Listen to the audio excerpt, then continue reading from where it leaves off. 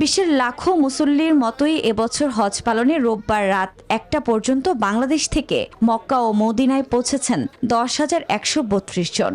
25টি ফ্লাইটে সরকারিভাবে 2,492 ও বেসরকারিভাবে সৌদি আরবে পৌঁছেছেন 7,640 জন হজযাত্রী।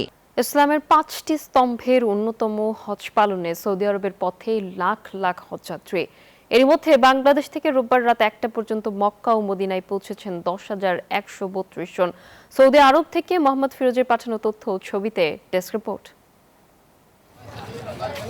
পবিত্র হজ পালনের উদ্দেশ্যে সৌদি আরবে পাড়ি জমাচ্ছেন বিশ্বের বিভিন্ন দেশের মুসল্লিরা।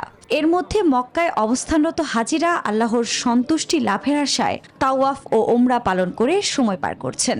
আর মদিনায় অবস্থানরত মুসল্লিরা হজরত মুহাম্মদ সাল্লাল্লাহু আলাইহি সাল্লামের রওজা শরীফ জিয়ারত সহ বিভিন্ন ইসলামী দর্শনীয় গুরুত্বপূর্ণ স্থান পরিদর্শনে ব্যস্ত সময় পার করছেন। বিশ্বের লাখো মুসল্লির মতোই এবছর হজ পালনে রোববার রাত 1টা পর্যন্ত বাংলাদেশ থেকে মক্কা ও মদিনায় পৌঁছেছেন 10,132 জন।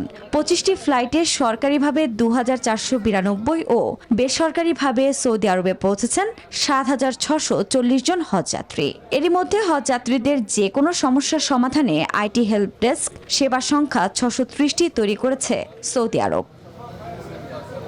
পদ্মা সেতু, মেট্রো রেল এবং এলিভেটেড এক্সপ্রেসওয়ে নির্মাণের গর্বিত অংশীদার বসুন্ধরা সিমেন্ট। এদিকে গণমাধ্যমের তথ্য বলছে, এবার হজ পালনের জন্য সৌদি সরকার অত্যন্ত কঠোর নিয়ম জারি করেছে। ভিসা বা অনুমতি ছাড়া হজ করা সম্পূর্ণ নিষিদ্ধ। ভিজিট ট্যুরিস্ট বা ওমরা ভিসায় আগের মতো এবার হজ পালন করা যাবে না বলেও জানানো হয়। সেই সঙ্গে অনুমতি ছাড়া প্রবেশের চেষ্টা করলে 1 লাখ সৌদি রিয়াল পর্যন্ত জরিমানা ও নির্বাসনের শাস্তি হতে পারে। Desk report, news 24।